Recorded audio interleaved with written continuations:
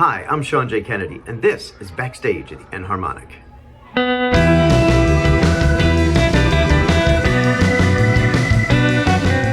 Today's guest is Trey O'Toole, a good friend and great drummer from Ventura, California.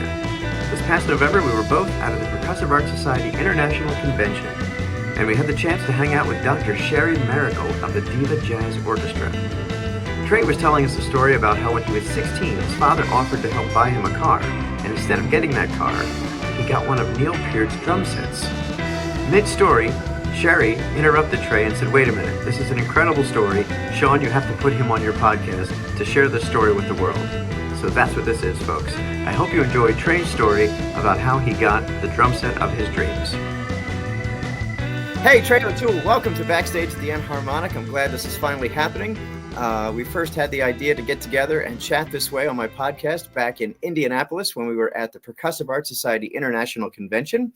And we happened to be having dinner with our mutual friend, Dr. Sherry Marigold. And she is the one that inspired us to do this. We were just chatting, and she basically said, time out in the conversation and said, "Wait a minute, this should be on your podcast. You have to interview Trey for your podcast." And we're both like, "Really? Okay, let's do it." So since then, we've been swapping emails back and forth and text messages. So it's finally happening. So welcome. And why don't we start out by you telling us what you're doing, all the great work you're doing out there in Ventura, California. Well, thanks, John. Thanks for having me. And thanks for making the effort to wear through some friction and be persistent. And here we are. So I'm glad we're making it happen. And of course, special thanks to Dr. Sherry. She is a tower of inspiration to me. I love watching her play and talking to her. It was a great hang, and looking forward to doing it again next year. Indeed. So what's up with me? Well, I have a Bachelor in Music and Orchestral Percussion from UCSB that I got back in the late 90s. I'm co-owner of a music school called Pulse Drumming Music Academy in Ventura, California. We're celebrating our 20th year this year, so I'm very proud of that fact. Congrats. Thank you. Different manners of judging success, and kind of in my book, I get to do what I love, and it's 20 years into it, so sustenance is sort of my definition of survival, so I'm still happy to be in it. We're very active in schools prior to the pandemic, and once that happened, we really changed our model. So it would be fair to say over the 20 years, we've had many plans and really continue to take a right variation on the path and a left variation on the path to adapt and to do what we need to do to stay in business. We were a full retail store for 17 years. So we really just tried to put all of the things that excited us together. The educators, the education, the gear, all in one spot for Ventura, and happy to still be doing it. We don't have hours for our store anymore. What used to be 11 to 7 every day is just by appointment now, but it's actually more to the point and more successful that way. Accomplish a lot more that way because the people who are generally contacting me have a very specific goal, as opposed to walking into your favorite drum store and being a looky-loo and then seeing the best price you could find anywhere else. Right.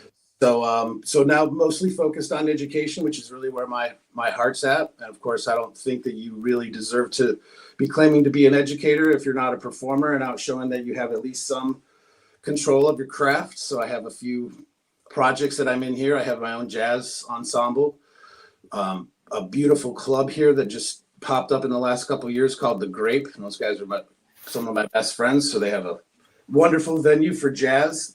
Unfortunately, it's 21 and over, so a lot of my students can't get in there, where we used to do clinics during the day and then performances in the evening. Had a whole slew of really great clinicians come through for a couple of years. My partner, Kim, who founded Pulse Drumming, was really mostly responsible for that. I would just tell her who I was inspired by, and she actually had the wherewithal to pick up the phone or send an email and bravely go at it. And really, a little bit about the story about Pulse Drumming. She really bravely went at it. What she was an emergency room nurse of some 20 some years. And she had 2 special needs kids and started to practice African drumming and saw so much progress in her 2 kids with right and left hemisphere integration, mind motion integration, that she gave up her career as a nurse and started Pulse Drumming.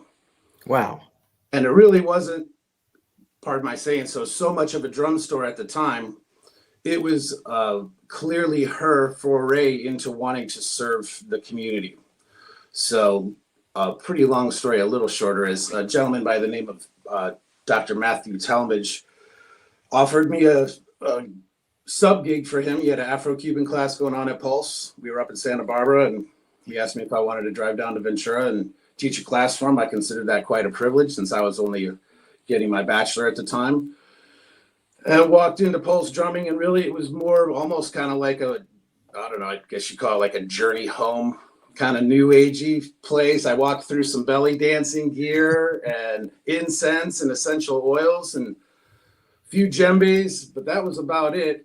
And so I had a briefcase in my hand and sheet music hanging out of my mouth and a conga in my other hand, and it's 4 middle-aged ladies in the room who were the students who were waiting for me. And that began quite an adventure because I had a curriculum plan that essentially I threw out the window when they told me that they had never read music and didn't know clave rhythms yet. And I said, okay, well then we'll start at the beginning. We're going to clap some clave. And approximately a year after that, Kim asked me to become her business partner, which I jumped at the chance to be involved in that. And at that time, her husband, bless his soul, he was still with us. And unfortunately, he was a victim of the Chatsworth crash. So she lost her husband right after the 3 of us became partners. And really good friends, both of our families, I guess we would call one united family. And that's kind of been Kim's vision, is to be able to bring a sense of community through percussion. And like I said, here we are 20 years later. Let's talk about what happened when we were having dinner with Dr. Sherry Miracle. You started telling a story about one of your biggest inspirations, and that's why Dr. Sherry said, you have to record this. So it's your story. So why don't you relay that story to all of the listeners about the drum set you got, your inspiration, etc. Well, thanks. Okay, so it starts off, I was 15 years old, becoming more musically aware every day, sort of finding out what I liked. And I really, I like almost all genres of music that I can think of. In fact, I don't even so much try to put them into their own categories in terms of new types of genres that may exist, like funk, which is, something that my younger kids are bringing to me now. I say, what kind of music do you like? And they say funk, and that's PHONK. And I wasn't even aware of what that is until my students brought it to me. So I like good music. I like good performers. And so I try to play all the music that I can across all the different genres that there are. But I was very much inspired by Neil Peart. I remember some of the guys that were older than myself in junior high, back in the days of a boombox where you held up speakers on the side of your shoulder. One of the guys a year older than me gave me the jam box, and it had Moving Pictures cassette in it. And I started off listening to side 2 of it, which was the Camera Eye, and I had these tremendously long tom fills that went around that immediately when I heard them, I was like, wow, what is this? And then just continued to listen and dig into Neil more and more. And my dad was working for Ford. I'm originally from Detroit, and he thought for sure getting ready to be 16, I would want a car. And so he was ready to sign a loan for me so I could get a car, co-sign a loan. And I said, I don't think so, Dad. I said, how about you help me get a drum set? I'll learn how to play it and make some money, and then I can get my own car. And he couldn't believe it, but he did advocate it. So heralding back to pre-digital times, I was just a kid and looking at my record albums and enjoying the artwork that comes along with it. Neil's lyrics are poetry unto themselves, so I would take the inside jacket out and read all those lyrics and read about the equipment they were playing, just try to educate myself. And it was never really a chore. I was magnetized to it. I couldn't stop, quite frankly.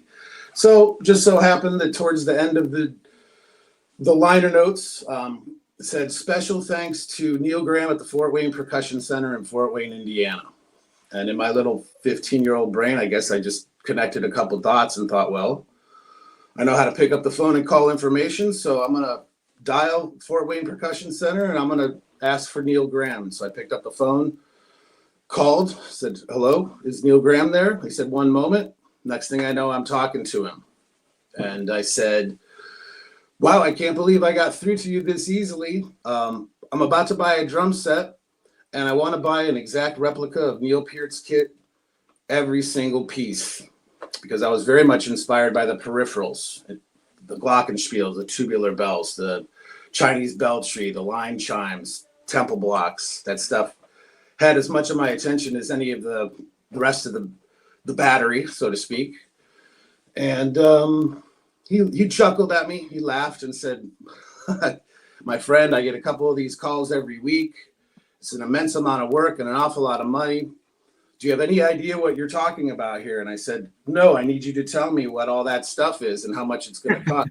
I'll repeat myself. I can't go to that much work without knowing if you have any idea what you're dealing with. I said, well, sure. Dad's sitting next to me here. He offered me a car and I told him I wanted a drum set instead. Wow. So Amazing. He said, may I speak to him, please? And I just handed over the phone. My dad said, the kid's for real. I'm beside myself that this is what he wants to do, but I am going to co-sell the loan. So let's go.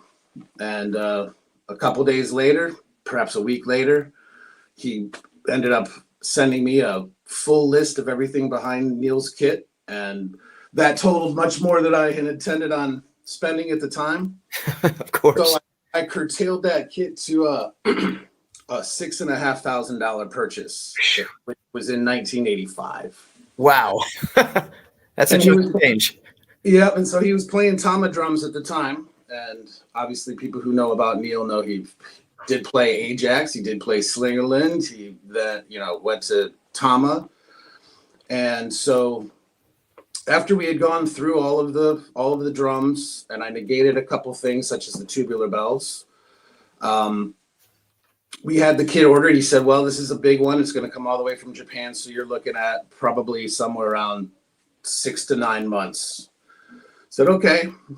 And about 3 months in or so, while I was trying to be patient and not doing a very good job, Neil contacted me and he said, I have some hush-hush news for you, but I want to share it with you because we have a possibility to do something I think you'd really be interested in. He said, do I have your word that you're going to keep this under your hat? Of course, I'm like, yeah, man, tell me what's going on with Neil. Tell me. So he confided in me that Neil had just recently visited the Fort Wayne Percussion Center and had a vertical comparison of drum sets. I'm not certain exactly how many there were there. My guess would be 7, 8, 9 different kits, probably consisting of the names of that time, which I think at that time DW wasn't actually on the list. So you had a Maple Tama kit, a Birch Tama kit, a Yamaha kit, I believe a Premier kit, a Ludwig kit. I went kit to kit playing them, and apparently, and this is according to Neil Graham speaking to me, that Neil Peart decided to change from Tama to go to Ludwig at that time based off of the 13-inch tom. That was the drum that separated all of the other drum sets for Neil, and he made the switch to Ludwig at that time.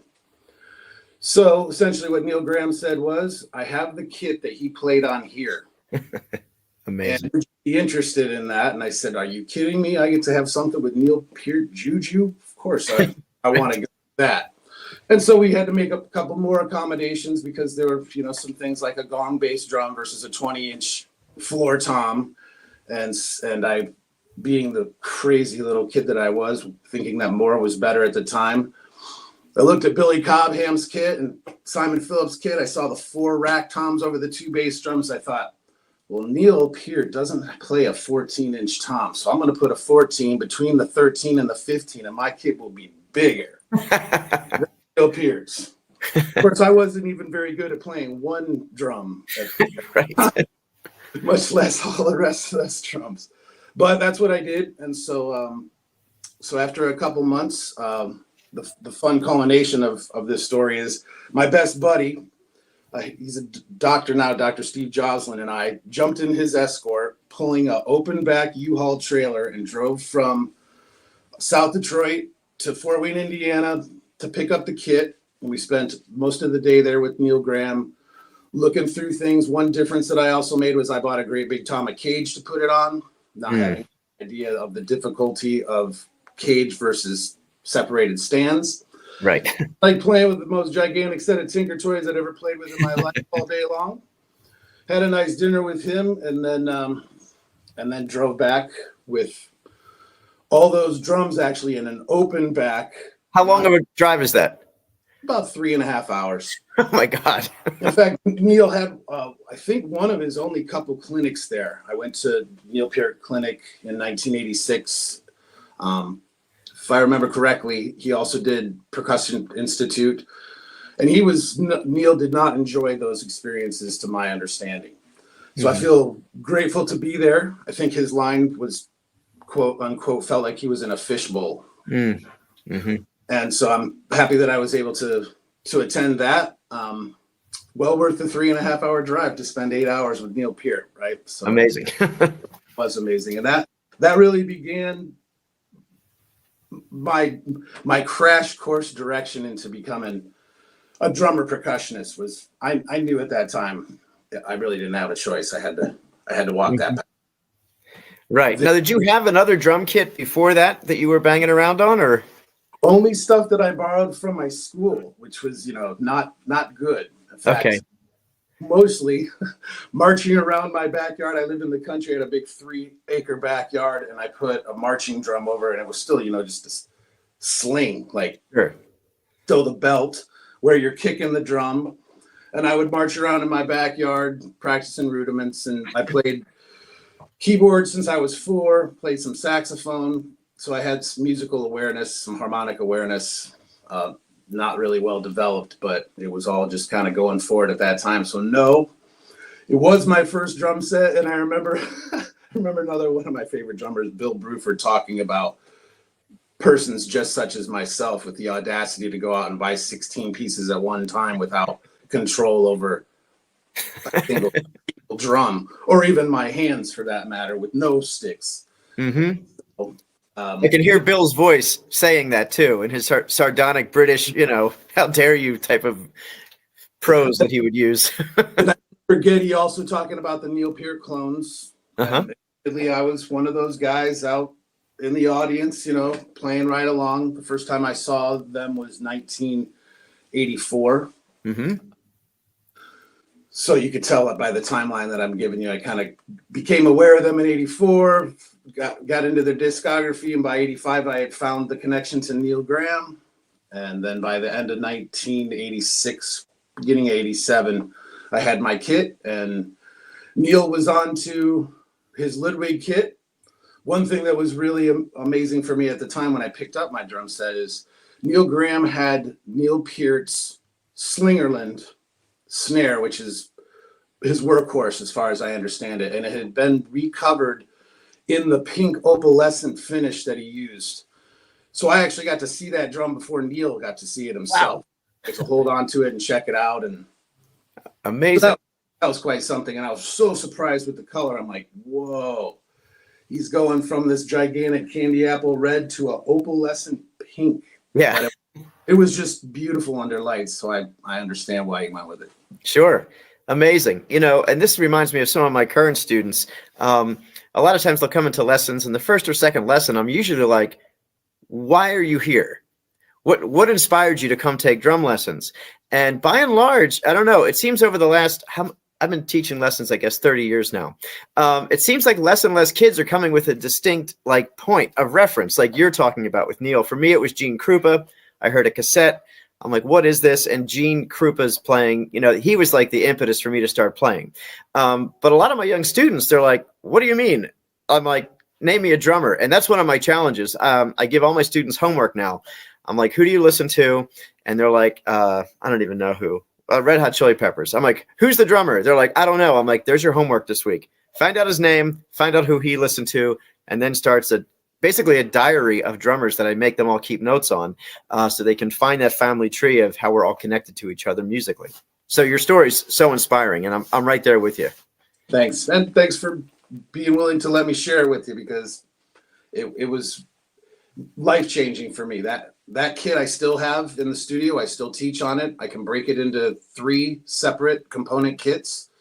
So really the truth is everybody who comes to study with me at Pulse Drumming is going to sit down on the kit that Neil Peart played on. And oh my God. Enough, I did some backline for my friend at the Grapes, and Danny Carey also played on that kit. Wow. So now it has both Neil and Danny Juju on it, so to speak. Are they the same heads? Nope. Okay. Nope.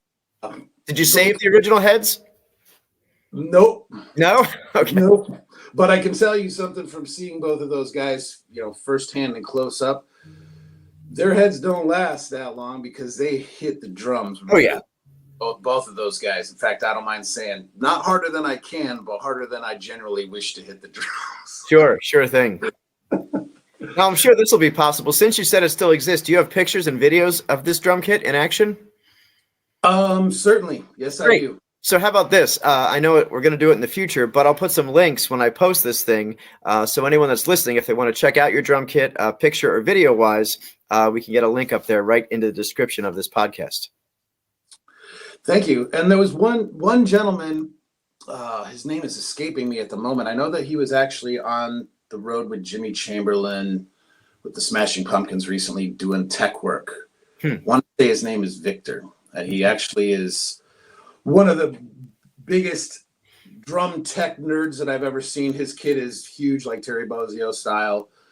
Okay. And he seems to know the story about Neil Graham, those however many kits there were, 7, 8, 9 different drum sets. And I believe you did write an article about it. I haven't been on social media for a couple of years now. My business partner handles that. My fingers are in other parts of the pie, so to speak. So I can't really remember where I had ran into it, but I think he was making rather long submissions on Facebook, and I might have read the story there. So okay, out to him and try and correlate some of this data to make sure that we're in agreement for wherever I can fill in holes in the story. Sure. It was only a few years ago now that I'm 54. Okay. I hear you. Where can people find out about Trey O'Toole and all the great teaching and playing you're doing? Thank you. I appreciate it. Yeah, it's just pulsedrumming.com, www.pulsedrumming.com.org. That'll take you there. Tell you about the mission, tell you about the things that we've done in the community, tell you about the specific natures of our curriculum. But we really teach everything percussion, which is quite a statement since I don't even know how many things that consists of. But I'm just trying to surround myself with people who know more than I do. And that's part of the reason that I feel that I'm still in the game is either I'm teaching and I have my teacher hat on, or I'm not teaching and I'm a student. And even when I am teaching, I'm still trying to be a student because my students have taught me as much as I'm sure I've ever taught many of them. So Trey, incredible to spend some more time with you, even though it's virtual. It's always a pleasure to talk with you and hear you talk. Your story was so inspiring about the Neil Peart kit. I can't wait to see some pictures of that. Like I said, I'm going to put them in the link to this thing. And any of our listeners that are out in California near Ventura that want to go to your brick and mortar location and get some lessons or just find out more about the great stuff you're doing, everyone should go to pulsedrumming.com. Thank you. Yes, please. Excellent. And again, to promote our organization, Percussive Arts, I know Trey, there's the logo. Yeah, I have mine in the car. I wear it everywhere. If you're a drummer, a drum enthusiast, want to find out more about drums, there is so much information and camaraderie available to you through Percussive Arts Society. I would really encourage everyone to go to www.pas.org and find out about membership. I'm pretty sure you can get yearly memberships for less than $100, and you have hundreds of years worth of resources, basically. So much stuff. So I would really encourage everyone to do that. And Trey, any parting comments from you? Well, agreed certainly about the Percussive Arts Society. It helped me immensely, and it as an entity is so responsible for me meeting so many people just like yourself. And I suppose that leads me to wanting to thank Dr. Sherry for recommending this. And then shout out to all of our people there who are working behind the scenes, Joshua Simons and everybody from the top down who makes it all happen. If you can get to Indianapolis in November and you have any love for anything under the sun percussionist, you will not be disappointed.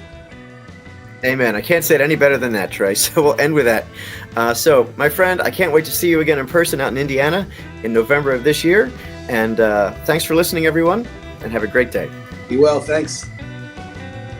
Thanks for listening, everyone. And to check out more about Trey and his team out in Ventura, California, be sure to visit pulsedrumming.org.